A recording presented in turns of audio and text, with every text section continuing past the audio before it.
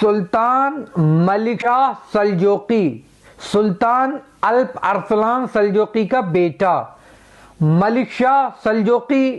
سلطان اپنے دربار میں بیٹھے ہوئے تھے، علماء اہل تسنن بھی بیٹھے ہوئے تھے، تو انہوں نے دیکھا کہ جب شیعہ عالم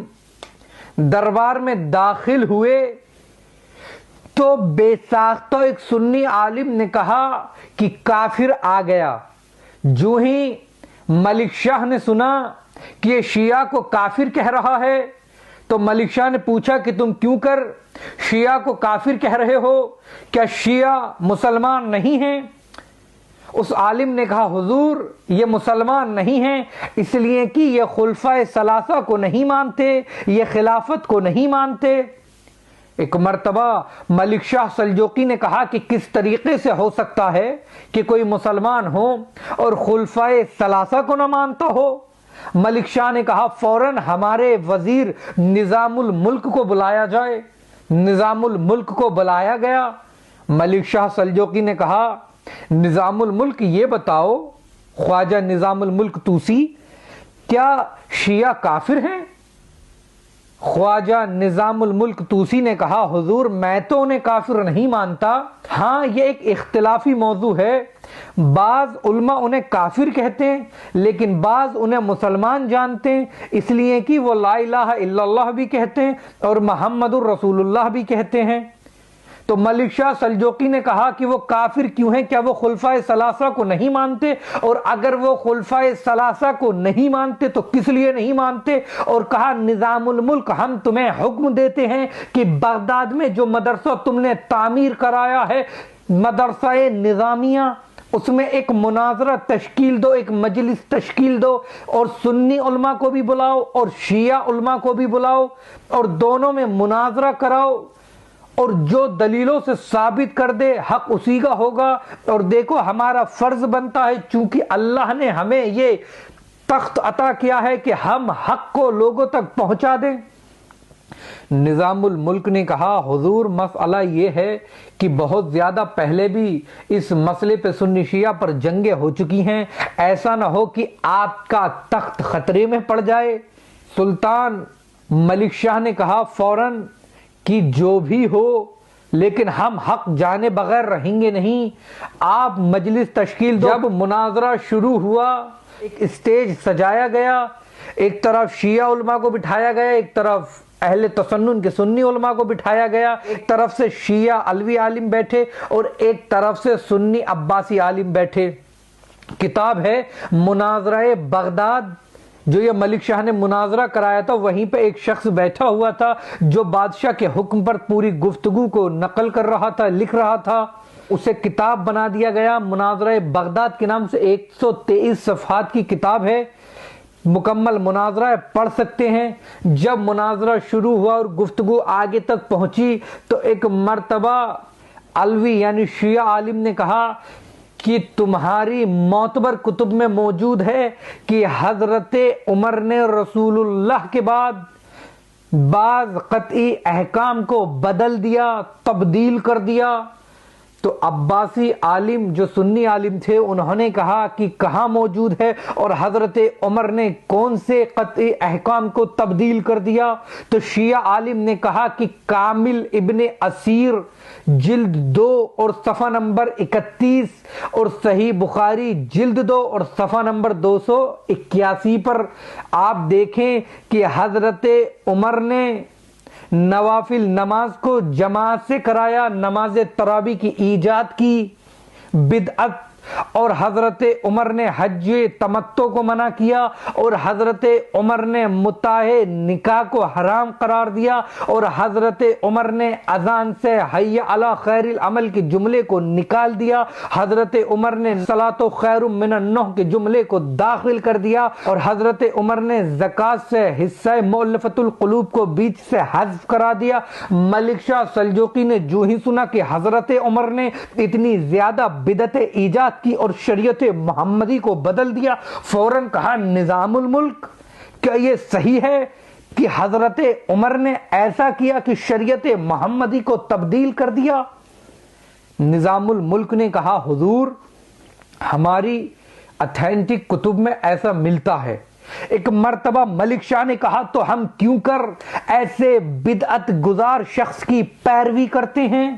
ہم کیوں کر حضرت عمر کو مانتے ہیں؟ ہم کیوں کر حضرت عمر کی تائید کرتے ہیں؟ اتنا کہنا تھا ملک شاہ سلجوقی کا۔ ایک مرتبہ سنی عالم جن کا نام ہے کوہجی، جنہیں امام المتکلمین بھی کہتے ہیں، وہ کھڑے ہوئے، انہوں نے کہا حضور مسئلہ یہ ہے کہ ہاں حضرت عمر نے یہ تمام کام کیے، تراوی کی ایجاد کی، بدعت حسنہ،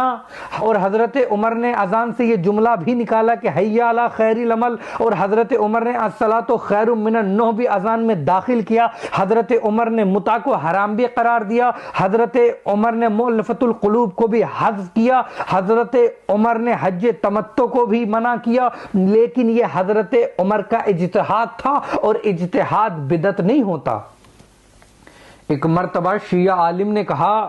کیا نص کے مقابل میں بھی کہیں اجتہاد جائز ہوتا ہے؟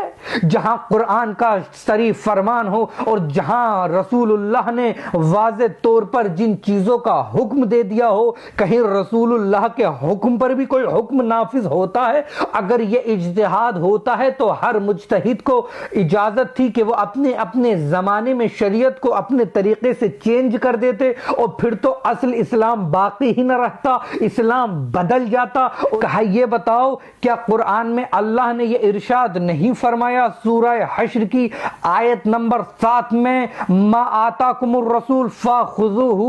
وما نہاکم عنہ فانتہوا، کہ جو ہمارا حبیب ہمارا رسول کہے اسے لے لو اور جس سے روک دے اس سے رک جاؤ؟ کہ یہ بتاؤ جب اللہ نے قرآن میں صاف صاف الفاظوں میں کہہ دیا کہ ہمارا حبیب جس چیز کا حکم دے اسے لے لو، کیوں کر حضرت عمر نے شریعت محمدی کو بدل دیا؟ جن چیزوں کا اللہ کے نبی نے حکم دیا تھا انہیں تبدیل کر دیا، اور جن سے منع کیا تھا انہیں کیوں لے کر آ گئے؟ اور کہا اللہ نے سورہ احزاب کی آیت نمبر 36 میں جو ارشاد فرمایا ہے وَمَا كَانَ لِمُؤْمِنٍ وَلَا مُؤْمِنَاتٍ إِذَا قَضَى اللَّهُ وَرَسُولُهُ أَمْرًا أَن يَكُونَ لَهُمُ الْخِيَرَةُ مِنْ أَمْرِهِمْ۔ اللہ کہتا ہے کہ کسی بھی مومن مرد و عورت کو کوئی اختیار نہیں ہے کہ جن امور کو خدا نے اور اس کے رسول نے لازم کر دیا ہو اس میں اپنی طرف سے کوئی بھی اختیار نہیں ہے۔ یعنی کیا ایسا نہیں ہے کہ اللہ قرآن میں کہتا ہے کہ جس چیز کا حکم ہم نے اور ہمارے حبیب نے دے دیا، جس چیز کے لیے واجب قرار دے دیا، جس چیز کے لیے کہہ دیا یہ جائز ہے تو وہ جائز رہے گی؟ تو حضرت عمر نے کس طریقے سے اس چیز کو بدل دیا اور پھر کس طریقے سے یہ بدعت ایجاد کر دی؟ اور کیا یہ رسول اللہ کی حدیث نہیں ہے کہ حلال و محمد حلال الی یوم القیامہ و